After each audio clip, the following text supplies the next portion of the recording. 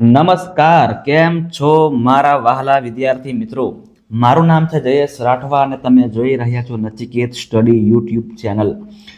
મિત્રો, આપણે સૌ શીખી રહ્યા છે અત્યારે તમારી સીઈટીની પરીક્ષા એટલે કોમન એન્ટ્રન્સ ટેસ્ટ ધોરણ 5માં લેવાતી પરીક્ષા છે, જેને તમે સારા મેરિટમાં પાસ થાવશો તો તમને 6 થી લઈને 12 ધોરણ સુધી સ્કોલરશિપ મળે છે. આગળ ભણવા માટે તમને સારી શાળા પણ મળે છે. તો મિત્રો, એના માટે તમારે બધાએ સીઈટીને પાર પાડવાની છે.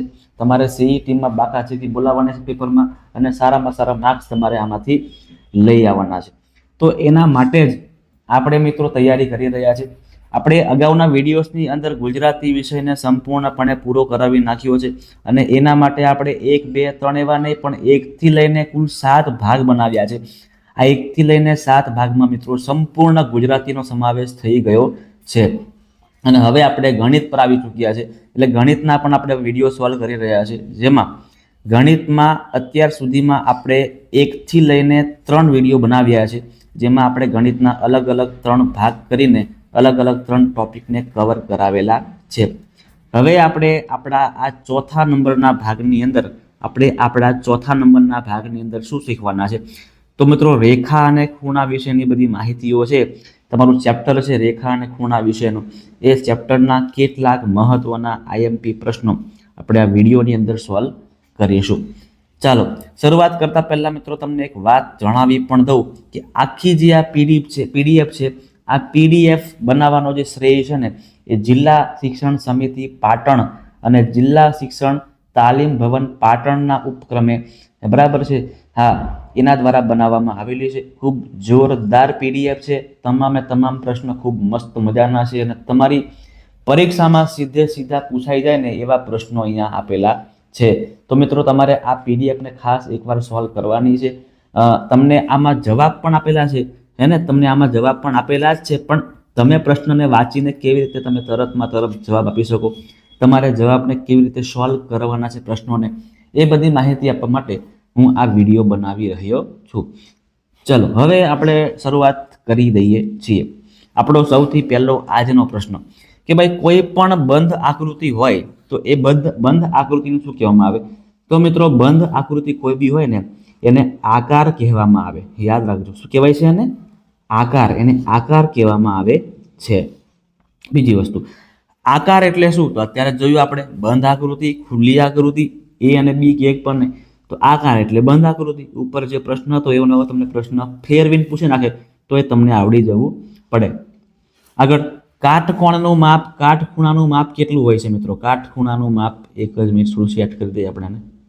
ઓકે, કાટખૂણાનું માપ કેટલું હોય? તો મિત્રો, કાટખૂણો હોય ને તો એનું માપ કમ્પ્લીટ 90 અંશ હોય. અને કાટખૂણાથી નાનું માપ હોય તો એને કહેવાય લઘુકોણ, અને કાટખૂણાથી મોટું માપ હોય તો એને કહેવાય ગુરુકોણ. આગળ, જુદા જુદા આકારોના ખૂણા ખાલી જગ્યા હોય છે.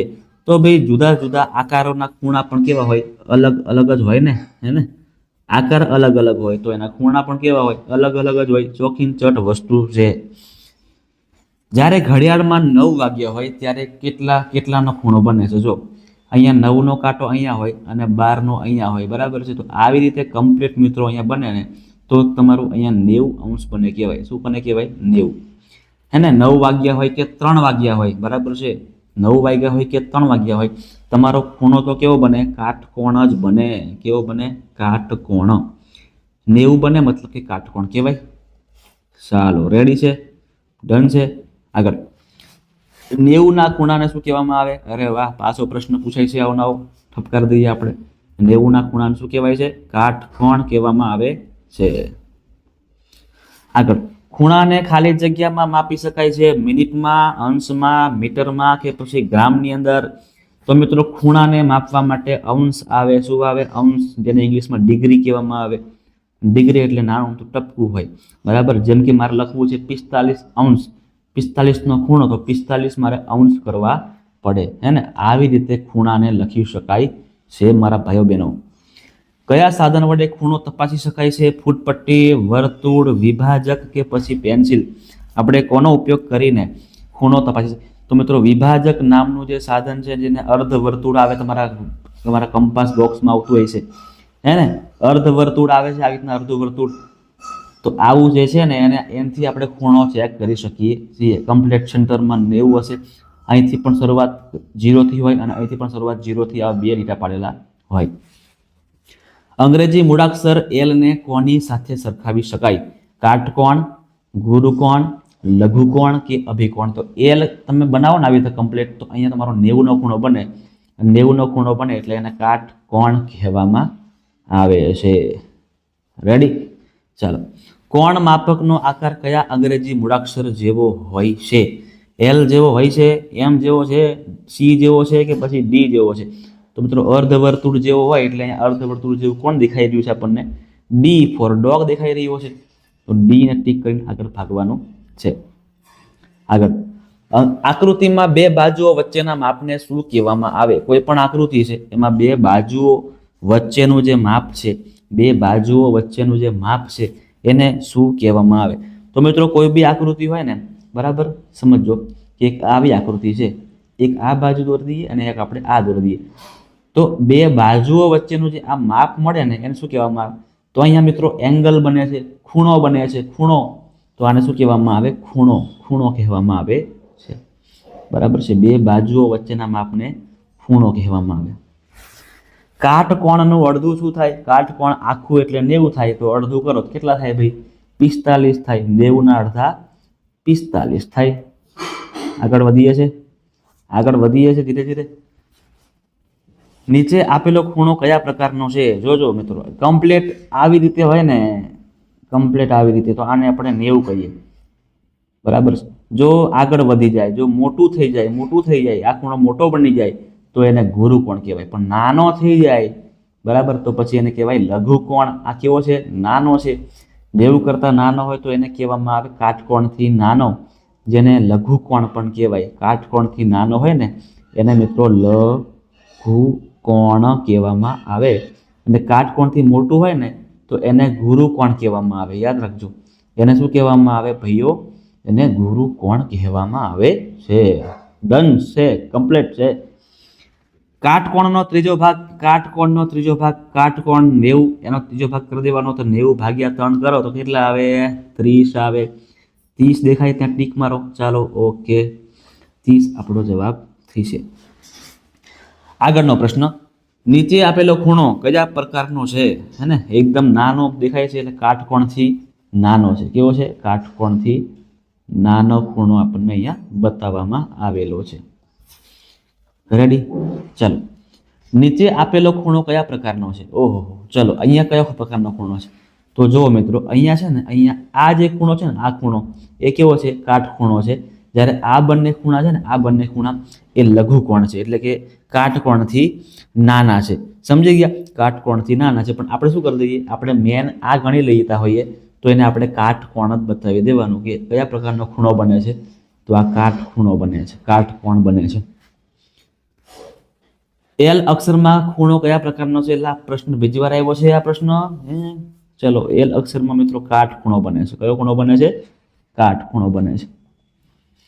આગળ વી અક્ષરમાં કયો ખૂણો બને છે? વી અક્ષર નાનો છે એટલે અહીંયા લઘુકોણ બનશે. વી અક્ષરમાં લઘુકોણ નાનો બનશે, કાટકોણથી નાનો અક્ષર બનશે. આગળ કાટકોણનું બમણું શું થાય? કાટકોણ 90 અને બમણું કરો, ડબલ કરો તો કેટલા આવે? 90 ના ડબલ કરો તો કેટલા આવે? 180 આવે. 90 ના ડબલ કેટલા આવે? 180. આગળ કાટકોણને કયા અંગ્રેજી મૂળાક્ષર પ્રમાણે લખી શકાય છે? કાટકોણને કયા? બરાબર છે?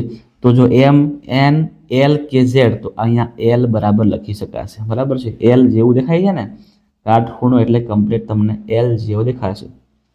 એલ આકાર બને છે, જે તમારા ઘરમાં દિવાલની આકાર છે ને એ. આગળ ઈ અંગ્રેજી મૂળાક્ષરમાં કેટલા કાટકોણ છે? જો દોરી દઈએ આપણે, તમને હમણાં સમજણ પાડ દો કે કેટલા કાટકોણ બની રહ્યા છે. ઈ, બરાબર, આ ઈ છે.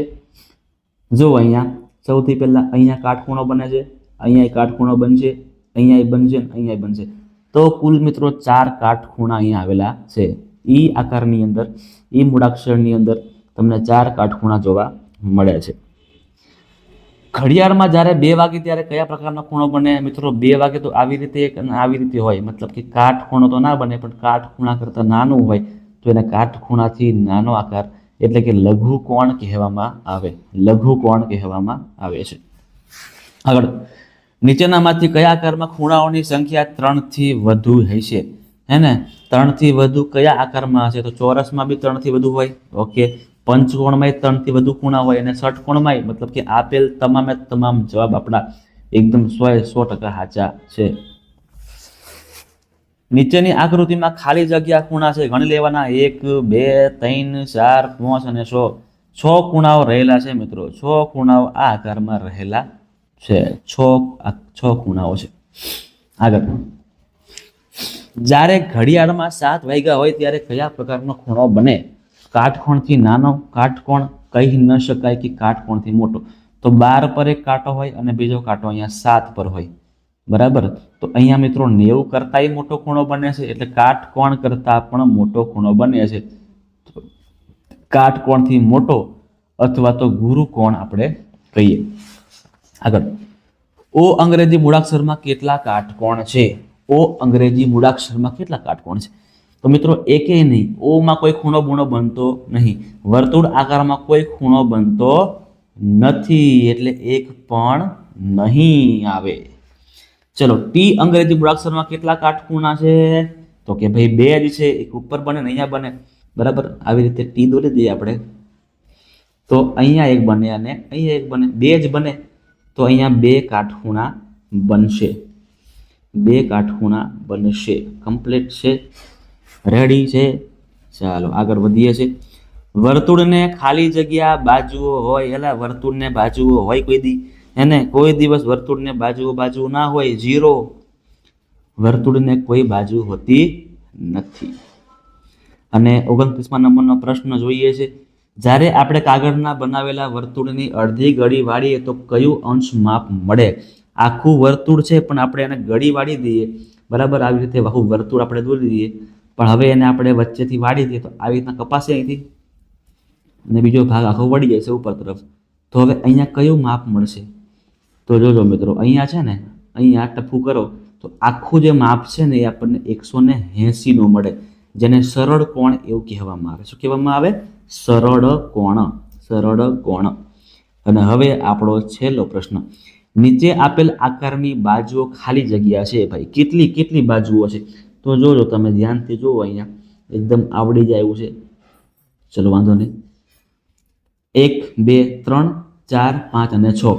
તો અહીંયા તમને કુલ કેટલી બાજુઓ જોવા મળશે મિત્રો? 6 બાજુઓ તમને જોવા મળશે, હે ને? ઓકે, 6 બાજુઓ છે. તો આ હતા આપણા રેખાઓ અને ખૂણાના પ્રશ્નો. મિત્રો આવા પ્રશ્ન તમને ક્યાંક ને ક્યાંક તમારી પરીક્ષામાં તમને જોવા મળી શકે છે, એટલે એના માટે ખાસ તમારે આ બધી પ્રેક્ટિસ કરવાની છે. તમારી પાસે જો સ્વાધ્યાય પોથી હોય કે સ્વધ્યાન પોથી હોય ને, તો એના પણ જે વિકલ્પોના જવાબ છે, ખાલી જગ્યા ટૂંકા જે જવાબો છે ને, એ તમારે એકવાર ખાલી જોઈ લેવાના છે, ને અને પછી તમારે પરીક્ષા આપવાની છે. કેમ કે હજી મિત્રો 1 મહિનાની વાર છે, એટલે તમારી પાસે સમયગાળો તો ઘણો બધો છે, હે ને? ઘણો બધો સમયગાળો તમારી પાસે તૈયારી કરવા માટેનો છે, એટલે મસ્ત મજાની તૈયારી થઈ શકે છે અને તમારી CETની અંદર સારામાં સારા માર્ક્સ આવી શકે, તમે મેરિટમાં આવી શકો છો.